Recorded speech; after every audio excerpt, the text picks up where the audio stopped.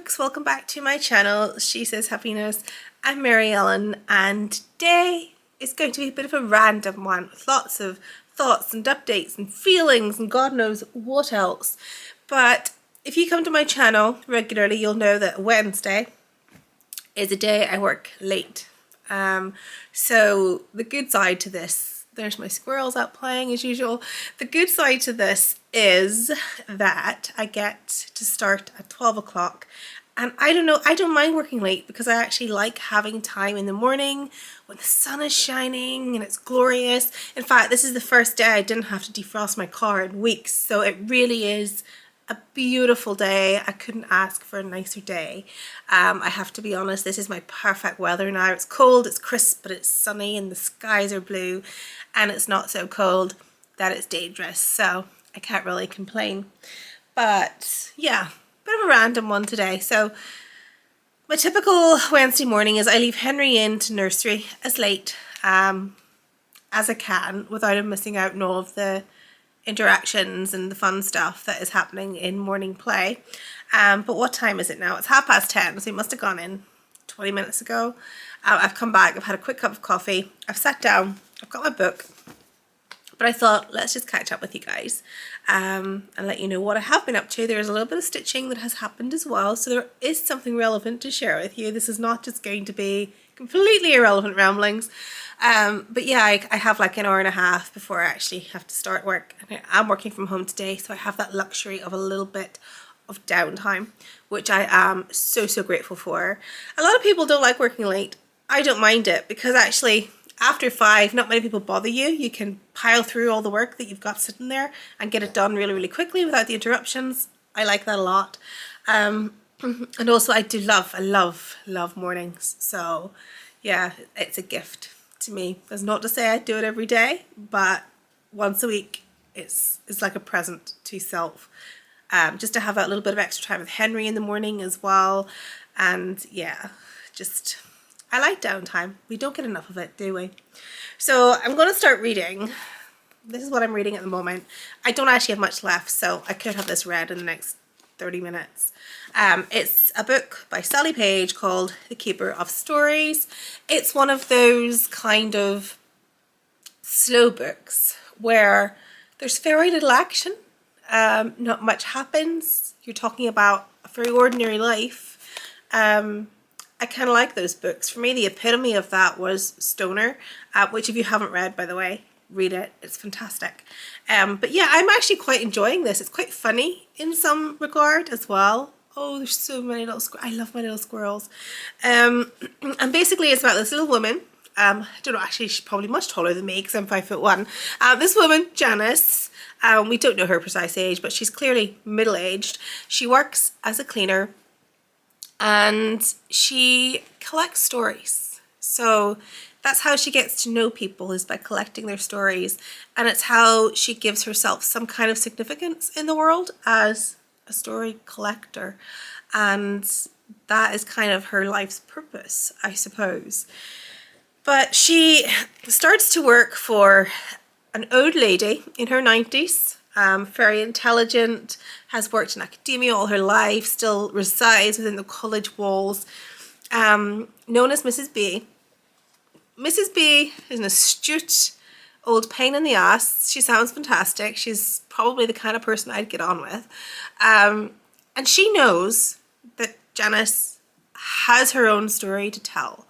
And Mrs. B tries to coax that out of her by telling her a story about someone else called Becky. And you kind of see that there may be parallels as you run along here. But it's really interesting. We know that there's more to Janice than meets the eye. She is not as ordinary as she thinks she is in many ways, I suspect. So I'm on page 289. So like 100 pages to go. So hopefully we'll find out soon what's going on. But yeah, I'm going to read that this morning. I was going to stitch, but then I thought I'm going to finish that. Because I have been enjoying it, and my to read pile has just got so tall. It's actually taken up several shelves, but the to read pile that sits beside the bed is just huge. So I really need to get onto that. By the way, I don't read in bed. I actually hate being in bed, let alone reading in bed. But that's just kind of like where they stay. So I think it's, I don't know, just the presumption that that's where they go. I have no idea. But I definitely never, ever read in bed. I literally go there to sleep as late as possible and get up as quickly as I can, because time spent sleeping just feels wasted to me. So I sleep as much as I need, and that is that. Anyhow, where am I? Sewing. Right, so I did actually do a little bit of sewing. So let me show you what I've been up to. This pattern, if you recall, I purchased this at the Knitting and Stitching Show in Belfast at the TEC a few months ago. I think it was in October. I can't remember exactly when it was. I think it was in October. And I bought a few bits and pieces from Emporia, including this pattern and the Tony pattern, as well as some fabric. And it's been sitting there ever since with me hoping to make this up. Now, I do have some thoughts on this. Firstly, let me tell you, it's one of the simplest patterns I think I've ever stitched. I wasn't expecting it to be just so simple. It's actually the kind of pattern I wish I'd had when I just started out sewing, before I owned things like an overlocker and all of this, because there are no frills to this pattern. It is simply cut, sew, and the instructions kind of reflect that as well. So this is the instruction book. You've got your glossary, your chart for sizes. That kind of put me off a little, because that's why I haven't made this dress, even though I've loved it for the last couple of years and thought it looked really, really nice on people. It's the fact that this is the size chart. So you've got 3 sizes. You have small, medium, and large, which kind of convert, you can see here, as so. So small is a size 8 to 14, which goes up to a bust 47 inch, 43 inch waist, hips 50 inch. And medium, there's like an overcross, there's a crossover here. Terrible, I still haven't grown this cold. The medium is a size 12 to 18, which is starting at a 50.5 inch bust, 46 inch waist, up to a 46 inch waist, and up to a 53.5 inch hip. And then the large is a 16 to 22, which is up to 53.5 inch bust, 49 inch waist, and 56.5 inch hip. Now, what put me off about this technically is that the sizing just didn't make sense to me in my head, because I am, generally speaking, a size 16, sometimes size 18 UK sizing, okay? But my measurements put me in a small, which is an 8 to 14. Technically, I could be either a medium or a large, being a 12 to 18 and a 16 to 22, but given the actual finished garment measurements here, I went for small, which is an 8 to 14, which I am not. Let me tell you, I am not. So it's the amount of ease that is in this pattern, and I don't actually like a lot of ease. And so that's why I decided to stitch up the small, because especially around this area, I like things to be fitted. Now, I took a gamble because I knew with the shape of these sleeves, with the room that there is created in there, I didn't have to worry about fitting the most difficult part of my body, which is like broader back and larger arms. So that would work okay. The waist measurement was absolutely fine. And the hips, I decided I would grade out because I don't want it like lying, you know, where all my curves are. So I graded it out at the hip to a medium, which would take a hip up to 53.5, which I'm not, but I thought, let's do that anyhow. So, as I was saying, so I digress really, really easily. So as I said, it's really, really simple, okay? Apart from the sizing, which did make me think a little bit about what I actually wanted to do. The instructions are literally 1, 2, 4 pages. So they're quite bare, but they're sufficient. They're all that you need, particularly as a beginner. The one thing I would have liked was things like overlocking and stuff just added in there, because I'm so used to the step by step by step, and I like it like that. It makes it easy. You don't have to think for yourself. And I like indie patterns for that reason, because it is sewn out time rather than let's get the brain in gear time for me when I'm sewing. So yeah, it almost seemed too easy. And it was easy. I mean, you can stitch it up in less than an hour, and that includes your cutting out as well. All of the shaping is done by way of the belt. So let me show you again on this one at the waist. Yeah. I was suspicious, I was skeptical. So I thought, let's toile it first. So I toiled it in a viscose, which was not actually the fabric I was intending on using in the first place. But I toiled it in a viscose because firstly it was a bargain viscose that I'd bought. So if the fit wasn't ghastly, I wouldn't, or if the fit was ghastly, I wouldn't regret it too much. I'm just being watched by about 4 little squirrels. You know when you've got that feeling that you're being watched, then you look and there they are. It happens to me with cats as well. Yeah, so if I thought it was dreadful, I wouldn't mourn it too much. But at the show, I had purchased a gorgeous Lady McElroy lawn, which is what I actually wanted to stitch in. So let me show you firstly the viscose version that I made.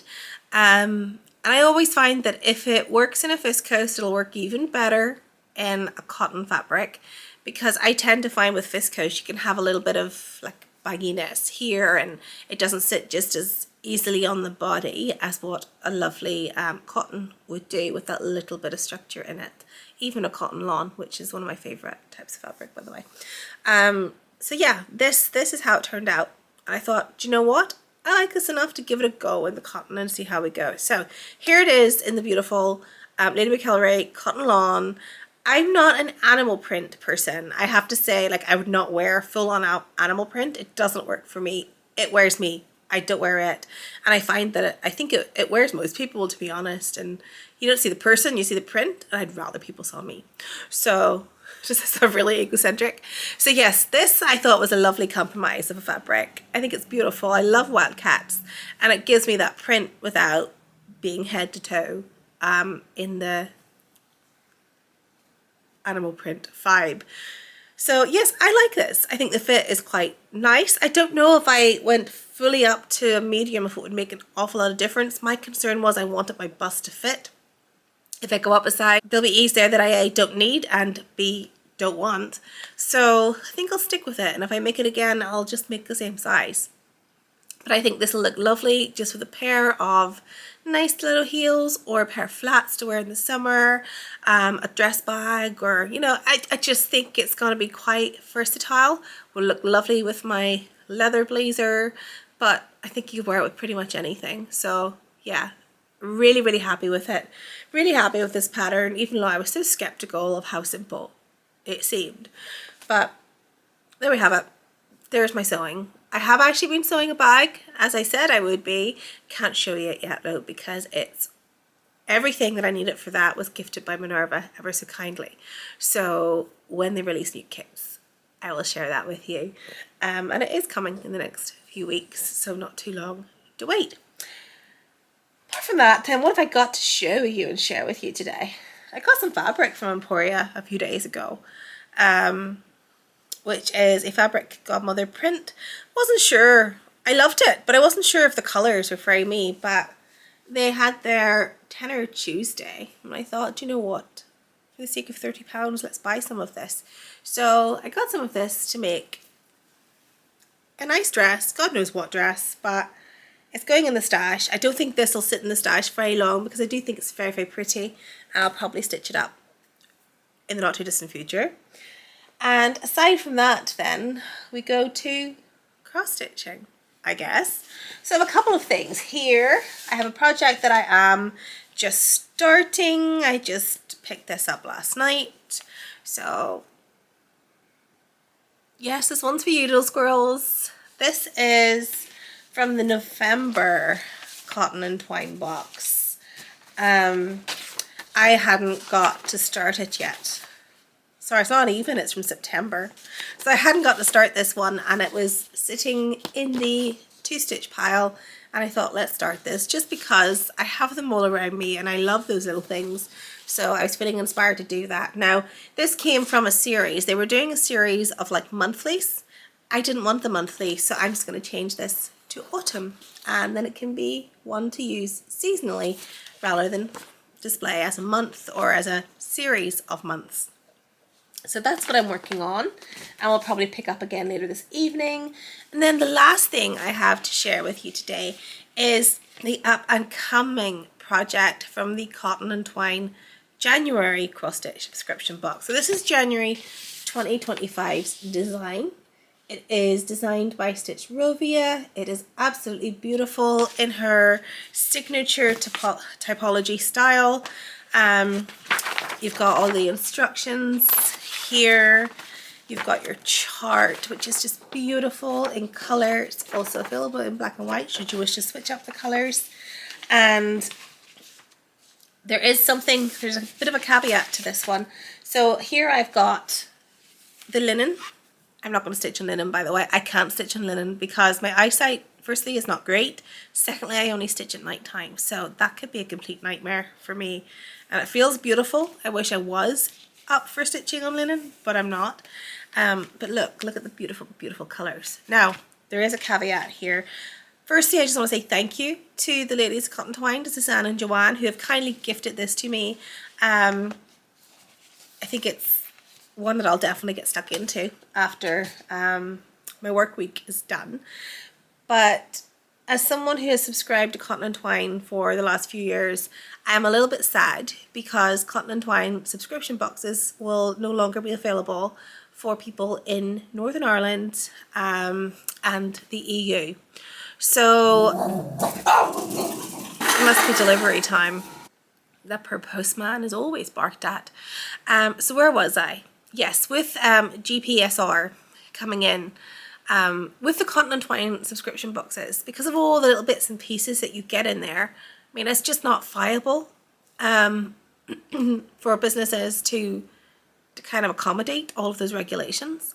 But what the ladies have ever so wonderfully done, so that we are not excluded entirely, is that they have managed to register so that their kits can always be available to customers in Northern Ireland and the EU. The damned EU.